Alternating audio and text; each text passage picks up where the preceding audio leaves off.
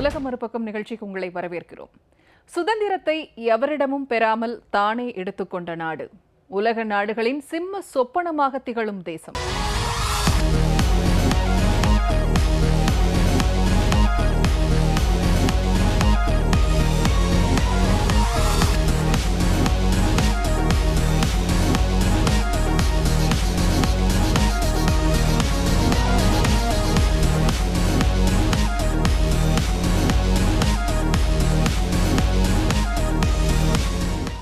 வல்லரசுகள் பட்டியலில் முதலிடம். ஆம், அமெரிக்காவை பற்றிதான் இந்த வாரம் உலக மறுபக்கத்தில் காணப்போகிறோம். அமெரிக்கா என்றாலே ஆச்சரியம்தான். தீவிரவாதம், கச்சா எண்ணெய், ஆயுதம், அணுகுண்டு, வர்த்தகம் என உலகின் அனைத்து பிரச்சனைகளுக்கு முன்னுரையும் முடிவுரையும் அமெரிக்காவே எழுதுகிறது. எப்படி இது சாத்தியம்? அப்படி என்ன இருக்கிறது அமெரிக்காவிடம்? ஆனால் அப்படிப்பட்ட அமெரிக்காவையும் ஒரு நாடு அடிமைப்படுத்தி வைத்திருந்தது என்பது ஆச்சரியம்தான். அமெரிக்கா யாரிடம் அடிமையாக இருந்தது? இந்தியாவைப் போலவே ஆங்கிலேயரிடம்தான். அமெரிக்கா என்றால் புதிய உலகம் என்று பொருள். இங்குள்ள பெரும்பாலான மக்கள் ஒரு காலகட்டத்தில் வேறு நாடுகளில் இருந்து புலம்பெயர்ந்தவர்கள்தான். 1960களில் அமெரிக்க மண்ணில் இங்கிலாந்திலிருந்தும் ஸ்பெயினிலிருந்தும் பிரெஞ்சு நாட்டிலிருந்தும் மத உரிமைக்காகவும் பொருளாதாரத்திற்காகவும் புதுவாழ்வு தேடி மக்கள் இங்கு புலம்பெயர்ந்தார்கள். அதற்கு முன்னால் அமெரிக்காவில் செவ்விந்தியர்கள் எனப்படும் பூர்வீக அமெரிக்கர்கள்தான் வாழ்ந்து வந்தார்கள். இவர்கள் இயல்பிலும் பழக்க வழக்கங்களிலும் நம் இந்திய நாட்டு பழங்குடி மக்களை போன்றவர்கள். 1620ஆம் ஆண்டு செப்டம்பர் மாதம் மே ஃப்ளவர் எனும் முதல் கப்பல் இங்கிலாந்திலிருந்து மத சுதந்திரம் நாடிய 102 பேரை சுமந்து கொண்டு அமெரிக்க மண்ணை நோக்கி புறப்பட்டது. 66 நாட்கள் கடின கடற்பயணத்திற்கு பிறகு தற்போதைய மசாச்சுசெட்ஸ் உள்ள கேப்காட் எனும் இடத்தை மேஃப்ளவர் கப்பல் வந்தடைந்தது. இந்த இடத்திற்கு பிளைமவுத் எனும் இங்கிலாந்து நாட்டில் உள்ள நகரின் பெயர் வைத்து முதல் காலனியை அமெரிக்காவில் ஆங்கிலேயர் அமைத்தனர். அவர்கள் கப்பலிலிருந்து முதல் அடியெடுத்து வைத்த கல் இன்னும் அந்த கடற்கரையில் வரலாற்று காட்சி பொருளாக உள்ளது. மேஃப்ளவர் கப்பலுக்கு அடுத்து இங்கிலாந்திலிருந்து பெண்கள், குழந்தைகள் உட்பட 100 கணக்கில் மக்கள் அமெரிக்க மண்ணிற்கு வரத் துவங்கினர். அப்போது அமெரிக்க மண்ணில் நாடோடிகளாக ஏற்கனவே வாழ்ந்து வந்த பூர்வீக அமெரிக்கர்களுக்கும் புதிதாக வந்த ஆங்கிலேய மக்களுக்கும் முரண்பாடுகள் எழ ஆரம்பித்தன. பூர்வீக மக்களுடன் புலம்பெயர்ந்த ஆங்கிலேய மக்கள் போராடுவதற்கு ஆயுதங்களும் ஏனைய பொருட்களும் இராணுவ பாதுகாப்பும் இங்கிலாந்து நாடு கொடுத்து உதவி வந்தது. இங்கிலாந்து அரசு அதன் பொருளாதாரத்திற்காக 1764இல் அமெரிக்காவில் பூர்வீகமாக வாழ்ந்து வந்த காலனி மக்கள் மேல் புது புது வரிகளை திணிக்க ஆரம்பித்தது.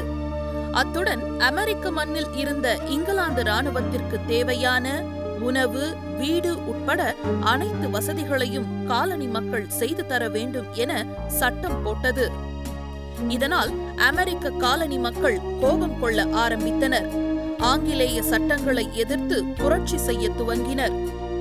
இந்த புரட்சிகள் இங்கிலாந்தின் பொருளாதாரத்தை குறைக்க துவங்கியதால் ஆங்கிலேய அரசு கடும் கோபம் கொண்டு வன்முறையில் இறங்கியது.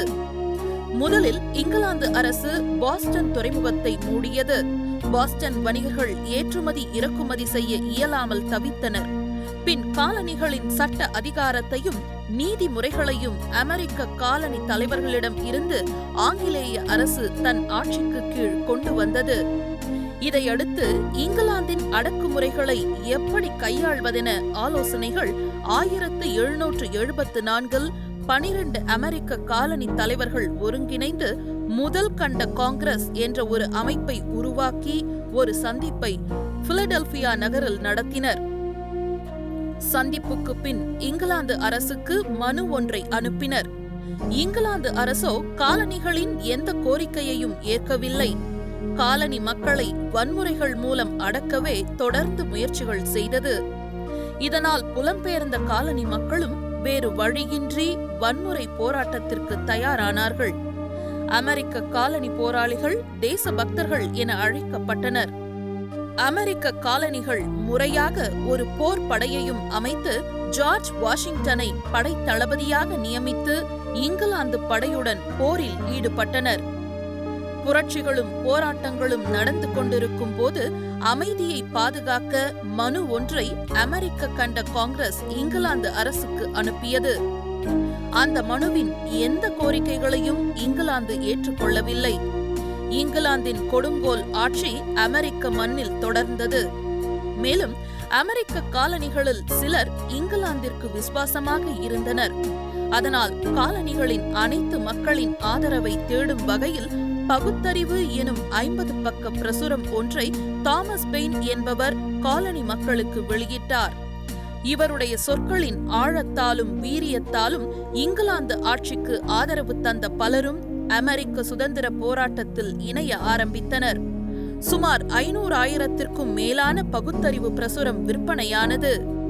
அதுவரை போராட்டத்தில் கலந்து கொள்ளாதவர்களும் அமெரிக்காவின் சுதந்திரத்துக்காக போராட ஆரம்பித்தனர். போராட்டம் ஒரு புதிய வேகத்துடன் தொடர்ந்தது. சுமார் 1 வருடம் போராடிய பிறகு அனைத்து அமெரிக்க காலனிகளும் ஒருங்கிணைந்து ஜூன் 1776 இங்கிலாந்து ஆட்சியிலிருந்து விலகி அமெரிக்கா எனும் தனி சுதந்திர நாடாக செயல்பட அறிக்கை ஒன்றை வெளியிட்டது. இந்த அறிக்கையின் முன்னுரை அடிப்படை மனித உரிமைகளை எவ்வாறு இங்கிலாந்து அரசு பறித்தது என்று விளக்கி, பின் ஏன் அமெரிக்க காலனிகள் தனி சுதந்திர நாடாக வேண்டும் என்ற காரணங்களை பட்டியலிட்டது. இந்த சுதந்திர அறிக்கை 1776 ஜூலை 2 நிறைவு பெற்றாலும் 1776 ஜூலை 4ஆம் நாளன்றுதான் அனைவராலும் ஏற்கப்பட்டு கையெழுத்திடப்பட்டு முழு அங்கீகாரம் பெற்று 13 காலனிகளை ஐக்கியமாக கொண்ட அமெரிக்கா இனி தனி நாடென உலகிற்கு அறிவித்தது. இந்த சுதந்திர அறிக்கையை வெளியிட்டு மேலும் 5 ஆண்டுகள் போராடிய பின்னர்தான் இங்கிலாந்திடமிருந்து அமெரிக்கா முழு சுதந்திரம் பெற்றது. இருந்தாலும் 1776 ஜூலை 4ஆம் நாளைத்தான் சுதந்திர நாளாக அமெரிக்க வரலாறு அறிவித்து ஆண்டுதோறும் அரசு விடுமுறையுடன் அமெரிக்க சுதந்திர தினமாக கொண்டாடி வருகிறது. உலக மக்களில் பலர் அமெரிக்காவை பூலோக சொர்க்கம் என்றே சொல்கிறார்கள். படித்த மற்றும் படிக்காத மக்களுக்கு கூட இன்று வரை அமெரிக்கா என்றால் ஒரு ஏக்கப்பார்வை இருக்கத்தான் செய்கிறது. ஆசிய நாடுகளில் கல்லூரியில் படித்துக் கொண்டிருப்பவர்களுக்கும் அவரவர் விழிகளில் அமெரிக்க கிறக்கம் உள்ளது. அமெரிக்காவில் பணிபுரிபவர்களின் வாழ்க்கை முறை, பொருளாதார அந்தஸ்து ஆகியவை அமெரிக்கா போய்விட்டால் நிச்சயம் பிழைத்துக் கொள்ளலாம் என்ற எண்ணத்தை இளைஞர்கள் மத்தியில் ஏற்படுத்தியுள்ளது. இப்படி உலக நாடுகளின் நடுவே அமெரிக்கா மட்டும் தனியாக ஜொலிக்க என்ன காரணம்? டாலர் தான் அமெரிக்காவின் வளர்ச்சியில் முக்கிய பங்கு வகிக்கிறது. ஹிட்லர் கொல்லப்பட்டு 2ஆம் உலகப் போர் முடிவுக்கு வந்த நேரம், அமெரிக்க பொருளாதாரம் மீண்டும் சூடு பிடித்து கார்கள் உற்பத்தியும் விற்பனையும் உச்சத்தை அடைந்த நேரம், உலகிலேயே மிக அதிகமான கச்சா எண்ணெய் உற்பத்தி செய்யும் நாடாக இருந்தாலும் அமெரிக்காவிலேயே எரிபொருளுக்கு தட்டுப்பாடு. தனது எதிர்காலம் கச்சா எண்ணெயின் வரத்துடன் சார்ந்து இருப்பதை அமெரிக்கா உணர்ந்த நேரம்.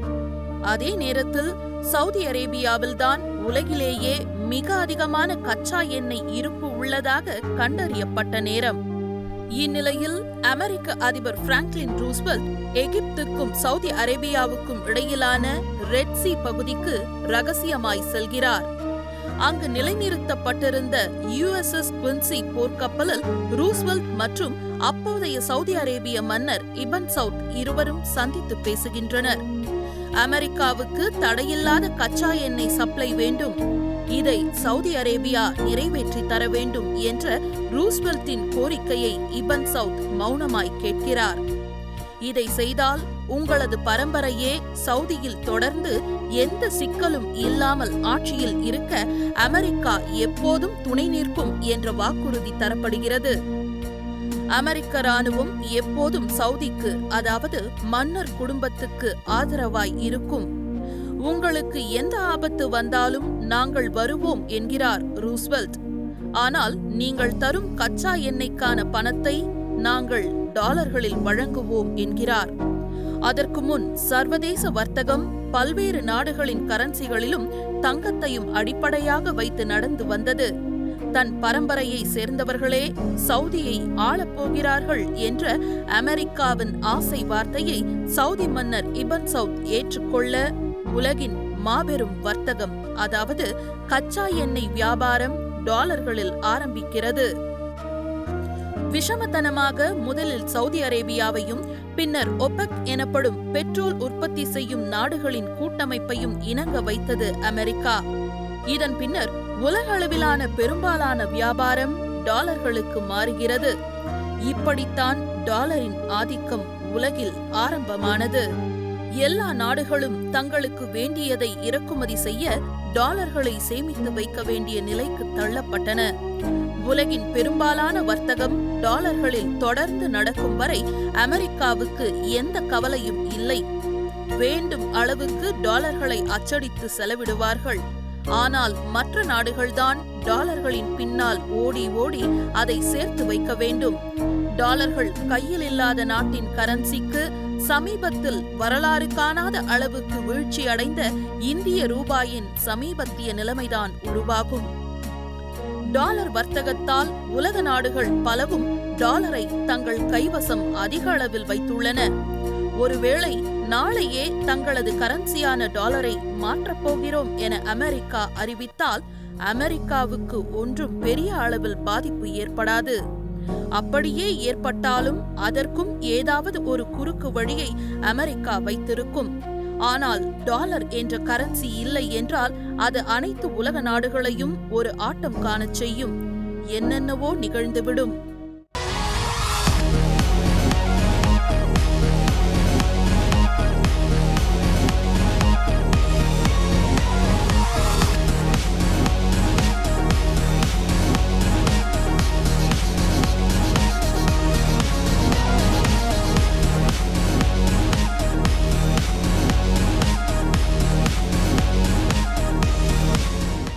இன்றைய அமெரிக்காவின் அசுர வளர்ச்சிக்கு 4 காரணங்கள் இருக்கின்றன. முதலாவது, கணக்கிட முடியாத அதன் இயற்கை வளங்கள், பரந்த நிலப்பரப்பு, அளவான மக்கள் தொகை. இரண்டாவது, அங்கு சென்றடைந்த மக்கள் வாழ்க்கையில் வெல்ல வேண்டும் என்ற ஒரே குறிக்கோளுடன் சென்றார்கள், உழைத்தார்கள், வென்றார்கள். மூன்றாவது, உலகின் பெரிய நாடுகள் அனைத்தும் உலகப் போர்களில் பெருத்த அழிவை சந்தித்தன. பஞ்சத்தால் பல லட்சம் மக்கள் மாண்டனர். அமெரிக்கா மட்டும்தான் அதிக அழிவில்லாமல் தப்பித்துக் கொண்டது. நான்காவது, 2ஆம் உலகப் போருக்கு பின் மனித மேதமையின் மையம் ஐரோப்பாவிலிருந்து அமெரிக்காவுக்கு மாறியது. பிரான்ஸ், ஜெர்மனி, இத்தாலி போன்ற நாடுகளில் 2ஆம் உலகப் போரால் ஏற்பட்ட பாதிப்பும் இங்கிலாந்தின் பொருளாதார வீழ்ச்சியும் இயல்பாக அமெரிக்காவை முதலாளித்துவத்தின் தலைமை ஏற்க வைத்தது. அதற்கான தகுதியும் வளமும் பலமும் பொருந்திய நாடாகவே அமெரிக்கா அப்போது இருந்ததோடு அசுர வளர்ச்சி அடைந்தது. சோவியத் இருந்தவரை கியூபா, வியட்நாம், ஆப்கானிஸ்தான், கொரியா என அமெரிக்காவிற்கு தோல்வி அல்லது முழு வெற்றி கிடைக்காத நிலையே இருந்தது. இராணுவ போட்டி மட்டுமல்லாது அறிவியல், கலை என சகல விதத்திலும் அமெரிக்க சோவியத் பனிப்போர் நீண்டு கொண்டே சென்றது. அதிலும் விண்வெளி போட்டி பெரியதாக பேசப்பட்டது. செயற்கைக்கோள்களை அனுப்புவதில் தொடங்கி மனிதர்களை விண்வெளிக்கு அனுப்புவது வரையில் அது நீண்டு கொண்டே இருந்தது. வெற்றி தோல்வி மாறி மாறி இரு நாடுகளுக்கும் கிடைத்தாலும் சோவியத்தே பெரும்பாலும் சோபித்துக் கொண்டிருந்தது. சோவியத் உடைந்த பின்பு உலகில் இராணுவம், பொருளாதாரம், அறிவியல் என எல்லாவற்றிலும் அமெரிக்காவே தன்னிகரற்ற வல்லரசு. அதுவும் 90களுக்கு பிறகு அமெரிக்காவே அனைத்தும். போட்டியாளரே இல்லாத ஒரு பெரும் வெற்றியாளர். எதிர்காலத்தில் சீனாவும் இந்தியாவும் கடும் போட்டியாளர்களாக இருப்பார்கள் என்று சொல்லப்படுகிறது. ஆனால் அது எந்த அளவுக்கு சாத்தியம் என்றால் இந்தியாவோ சீனாவோ வளர்வதில் அல்ல, அமெரிக்கா அதுவாக வீழ்ந்தால்தான் முடியும். காரணம், நீர்வளம் நிறைந்த நிலவளம் பரந்த தேசம் அமெரிக்கா. தேவைப்பட்டால் மனித வளத்தையும் ஈர்த்துக் கொள்ளும். கடுங்குளிர் பரப்பும் உண்டு, கொடும் வெயில் பாலையும் உண்டு, கரடு முரடான மலை முகடும் உண்டு, மேடு பள்ளமே இல்லாத சமவெளியும் உண்டு. எல்லாமும் நூற்றுக்கணக்கான கிலோமீட்டர்கள். ராக்கி மலைத்தொடர், நெவேடா பாலைவனம், மிசிசிப்பி நதி, கொலரடோ மலை முகடுகள், நயாகரா அருவி, பெரும் நன்னீர் ஏரி என இயற்கை வளமும் வனப்பும் நிறைந்து நிற்கிறது அமெரிக்கா. அமெரிக்காவை பொறுத்தவரை எதற்கெடுத்தாலும் போர்தான். பிற நாடுகளிடம் அணு ஆயுதம் இருக்குமோ என்ற சந்தேகம் வந்தாலும் உடனடியாக போர்தான். தங்களுக்கு குறுக்கே இன்னொரு நாட்டு அதிபர் நிற்கிறார் என்றால் அவரும் அத்துமீறி போய் கைது செய்யப்படுவார். அந்த துணிச்சலும் பலமும் பொருந்திய நாடு அமெரிக்கா. அதற்கெல்லாம் பின்புலத்தில் பெரும் அரசியல் காய் நகர்த்தல்கள் இருக்கின்றன. அமெரிக்காவின் ஒவ்வொரு அசைவிலும் உலகின் எதிர்காலம் தீர்மானிக்கப்பட்டு கொண்டே இருக்கிறது. அமெரிக்கா உழைப்பை மதிக்கும் தேசம், திறமையை மதிக்கும் தேசம், முற்போக்கானவர்களின் நாடு. அதே நேரம் அங்கு துப்பாக்கி கலாச்சாரமும் நிறவெறியும் நீடித்துக் கொண்டேதான் இருக்கின்றன. ஆச்சரியங்கள், அதிசயங்கள் நிறைந்த நாடு அமெரிக்கா. அவ்வப்போது உலகிற்கு அதிர்ச்சியையும் அளிக்கும். நாடுகளுக்கு இடையேயான எல்லை பிரச்சினை, உள்நாட்டு கலவரம் என எல்லாவற்றிலும் மூக்கை நுழைக்கும் அமெரிக்காதான் தன் சுய லாபத்திற்காக அல்-கய்தா, ISIS போன்ற உலகின் அதிபயங்கர தீவிரவாத அமைப்புகளை உருவாக்கியதாக குற்றச்சாட்டு உள்ளது. தீவிரவாத விஷயத்தில் பிள்ளையை கிள்ளிவிட்டு தொட்டிலையும் ஆட்டிவிடும் வாசகம் அமெரிக்காவுக்கு மிக பொருத்தம். இப்படி பல வகையில் பகையை சம்பாதித்து வைத்துள்ள அமெரிக்காவுக்கு கண்டிப்பாக எதிரிகள் அதிகம். அதற்காகவே தன் இராணுவத்தை பலம் வாய்ந்ததாக வைத்துள்ளது அமெரிக்கா. உலகின் வலிமை வாய்ந்த இராணுவத்தில் அமெரிக்காவுக்கு முதலிடம். அதோடு வேறெந்த நாட்டிற்கும் அமெரிக்காவை போன்று உலகெங்கிலும் நூற்றுக்கணக்கான இராணுவ தளங்கள் இல்லை. ஸ்டாக்ஹோம் சர்வதேச அமைதி ஆராய்ச்சி அமைப்பின் அறிக்கையின்படி உலகம் முழுவதும் இராணுவ செலவுகள் ஒவ்வொரு ஆண்டும் 1.2% அதிகரித்து வருகிறது. இந்த அறிக்கையின்படி உலகம் முழுவதும் செலவிடப்படும் இராணுவத்திற்கான செலவில் 43% பங்களிப்புடன் அமெரிக்கா முன்னணியில் உள்ளது. அமெரிக்காவின் இராணுவ செலவு சுமார் $600 பில்லியன். இது எவ்வளவு அதிகம் என்பதற்கு 2 உதாரணங்கள் உள்ளன. மக்கள் நலனுக்கு அமெரிக்க அரசு செலவழிப்பது சுமார் $30 பில்லியன். மக்கள் மருத்துவ வசதி திட்டங்களுக்கு $66 பில்லியன். அமெரிக்காவின் இராணுவ செலவு உலகில் அதிகமாக இராணுவ செலவு செய்யும் 7 நாடுகளான சீனா, India, Britain, France, Russia, Japan, Saudi Arabia இவற்றின் மொத்த செலவை விட அதிகம். அமெரிக்காவை தவிர ஐக்கிய நாடுகளின் பாதுகாப்பு சபையிலுள்ள 4 நிரந்தர உறுப்பு நாடுகளில் எதுவும் அமெரிக்காவின் அருகில் கூட வர முடியாது. சீனா 7%துடன் 2வது இடத்திலும், அதை அடுத்து பிரிட்டன், பிரான்ஸ் மற்றும் ரஷ்யா ஆகியவை சுமார் 4%துடன் அடுத்த இடங்களையும் பிடிக்கின்றன. அதோடு வேறெந்த நாட்டிற்கும் அமெரிக்காவை போன்று உலகெங்கிலும் நூற்றுக்கணக்கான இராணுவ தளங்கள் இல்லை. தங்கள் நாடு மற்றும் பிராந்திய அளவிலேயே பிற நாடுகள் இராணுவ நடவடிக்கைகளை கட்டுப்படுத்திக் கொள்கின்றன. ஆனால் அமெரிக்கா உலகெங்கிலும் இராணுவ தளங்களை அமைத்துள்ளது. சிக்கனம் என்ற வார்த்தைக்கு அர்த்தம் தெரியாதோ எனும் வகையில் எரிசக்தியை அதிக அளவு பயன்படுத்தும் நாடுகளில் அமெரிக்காவுக்குத்தான் முதலிடம். அமெரிக்காவில் வெயிலடிக்கும் இடங்கள் அதிகம். ஆனால் துணிகள் வெளியில் உலர்வதை பார்க்கவே முடியாது. எல்லா வீடுகளிலும் மின்சார உலர்த்திகளின் மூலமே துணிகளை காய வைக்கிறார்கள். எனவே அமெரிக்கர்கள்தான் உலகிலேயே எரிசக்தியை அதிகம் பயன்படுத்துகிறார்கள். இந்தியர்களை விட 30 மடங்குகளுக்கு மேல் எரிசக்தியை பயன்படுத்துகிறார்கள். மேலும் காகித பயன்பாடும் அமெரிக்காவில் அதிகம். மூக்கை துடைப்பதிலிருந்து தரையை துடைப்பது வரை நமது வீட்டில் ஒரு மாதம் சேரும் காகித குப்பை அமெரிக்கர்களின் இல்லத்தில் ஒரே நாளில் சேர்ந்து விடுகிறது. இந்தியர்களும் சீனர்களும் அமெரிக்காவில் வசிப்பவர்களைப் போல வாழ ஆரம்பித்தால் உலகம் தாங்காது.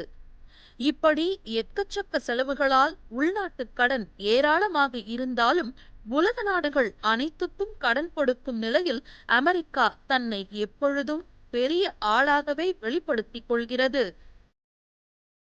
அணுசக்தி ஒப்பந்தத்திலிருந்து வெளியேறிய அமெரிக்கா ஈரானிடமிருந்து உலக நாடுகள் கச்சா எண்ணெய் வாங்கக்கூடாது என்று நேரடியாக எச்சரித்துள்ளதுடன் அந்நாடு மீது அடுக்கடுக்காக பொருளாதார தடைகளையும் விதித்து வருகிறது.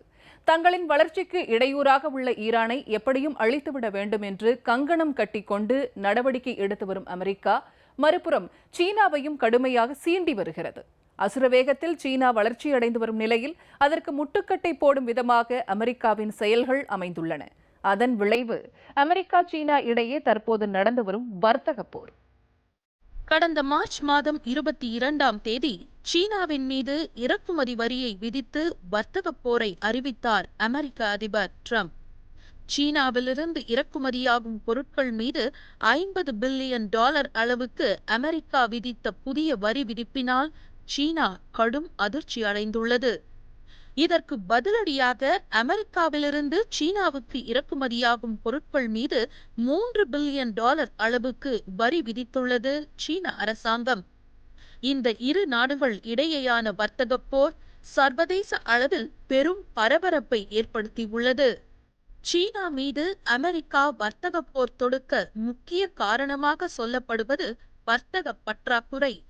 தற்போது அமெரிக்காவுக்கும் சீனாவுக்கும் இடையிலான வர்த்தக பற்றாக்குறை சுமார் $375 பில்லியன் மேல் இருக்கிறது. சீனாவிலிருந்து சுமார் $600 பில்லியன் அளவுக்கு பல்வேறு பொருட்களை அமெரிக்கா இறக்குமதி செய்கிறது. ஆனால் அமெரிக்காவோ சீனாவுக்கு $130 பில்லியன் அளவுக்கு மட்டுமே பொருட்களை ஏற்றுமதி செய்கிறது. எலக்ட்ரானிக்ஸ் பொருட்கள், ஜவுளி மற்றும் இயந்திரங்களை சீனாவிலிருந்து எக்கச்சக்கமாக இறக்குமதி செய்கிறது அமெரிக்கா. ஆனால் சீனாவோ சில வகையான பழங்கள், மாட்டு இறைச்சி, ஸ்டீல் பைப் போன்ற மிக சில பொருட்களையே அமெரிக்காவிலிருந்து இறக்குமதி செய்கிறது. இந்நிலையில் அமெரிக்காவுக்கும் சீனாவுக்கும் இடையிலான வர்த்தக பற்றாக்குறை $100 பில்லியன் என்கிற அளவுக்கு கொண்டு வர வேண்டும் என்பது அமெரிக்க அதிபர் ட்ரம்பின் இலக்காக உள்ளது. கிட்டத்தட்ட 18 ஆண்டுகளுக்கு முன்பிருந்த நிலைக்கு கொண்டு செல்ல வேண்டும் என்று அவர் நினைக்கிறார். அதன் காரணமாகவே சீனாவிலிருந்து இறக்குமதியாகும் பொருட்கள் மீது $50 பில்லியன் அளவுக்கு அமெரிக்கா புதிய வரிகளை விதித்துள்ளது. ஆனால் தன் சுயநலத்துக்காக அமெரிக்கா எடுத்துள்ள இந்த முடிவு சீனா மட்டுமின்றி பிற உலக நாடுகளின் பொருளாதாரத்தையும் பாதிக்கும் என கூறப்படுகிறது. அமெரிக்க அதிபரின் நகைப்புக்குரிய கொள்கை கூட உலகம் கீழ்நோக்கி செல்ல ஒரு காரணமாக இருக்கும் என்று சமீபத்தில் மறைந்த ஸ்டீஃபன் ஹாக்கிங் கருத்து கூறியிருந்தார். அவர் கூறியவாறு அமெரிக்க அதிபர் தற்போது உலக வர்த்தக போரை ஆரம்பித்துள்ளார். அமெரிக்காவிலும் இந்தியாவை போன்றே எங்கு பார்த்தாலும் சீன பொருட்கள்தான். ஆனால் தரம் இந்தியாவில் வாங்கும் சீன பொருட்களை விட சிறிது கூடுதலாக இருக்கும். அதே சமயம் அமெரிக்கா சீனாவிற்கு $261 பில்லியன் அளவிற்கே ஏற்றுமதி செய்கிறது. இதனால்தான் ட்ரம்ப் கொதித்தெழுந்துள்ளார். அதாவது சீனா மட்டும் அதிகம் ஏற்றுமதி செய்ய அமெரிக்காவோ தொடர்ந்து சீனாவிடமிருந்து இறக்குமதி செய்வது கூடியிருப்பது ட்ரம்பை கவலைக்குரியதாக ஆக்கிவிட்டது. அதனால் சீனா மீது அமெரிக்க அதிபருக்கு கடும் கோபம்.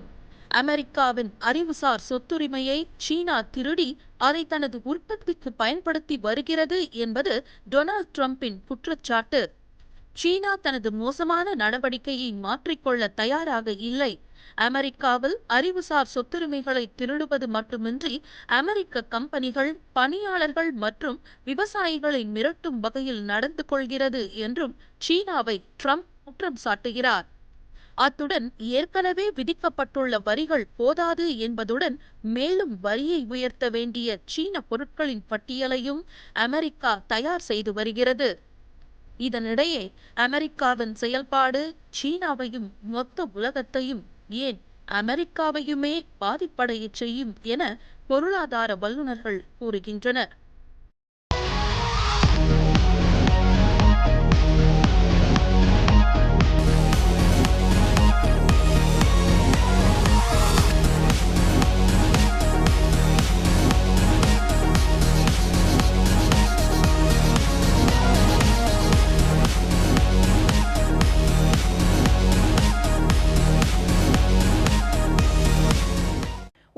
எந்த மூலையில் பிரச்சினை என்றாலும் அழையா விருந்தாளியாக சென்று நாட்டாமை செய்யும் அமெரிக்காவின் செயல் அனைத்து நாடுகளுக்கும் எரிச்சலை ஏற்படுத்தினாலும் அதை யாராலும் எதிர்க்க முடியாது என்பதே அமெரிக்காவின் வெற்றிதான். அமெரிக்காவின் ஒவ்வொரு செயலுக்கு பின்னாலும் மிகப்பெரிய சுயநலம் வெளிப்படையாகவே தெரியும். ஆனால் அத்தனையும் தன் நாட்டிற்காகவும் தன் மக்களுக்காகவும் தான் என்பதை அமெரிக்கா நியாயப்படுத்துகிறது. தன் நாட்டிற்கு சிறிய ஆபத்து என்றாலும் கூட எதிரி நாட்டை அமெரிக்கா துவம்சம் செய்துவிடும். மேலும் தன்னை உலகின் முதன்மை வல்லரசாக நிலைநிறுத்திக் கொள்ள எப்பேற்பட்ட ராஜதந்திரத்தையும் செய்ய அமெரிக்கா தயங்காது. அதற்கான வழி எப்படியோ, ஆனால் குறிக்கோள் ஒன்றுதான். மற்றொரு உலக மறுபக்கம் நிகழ்ச்சியில் சந்திப்போம். நன்றி, வணக்கம்.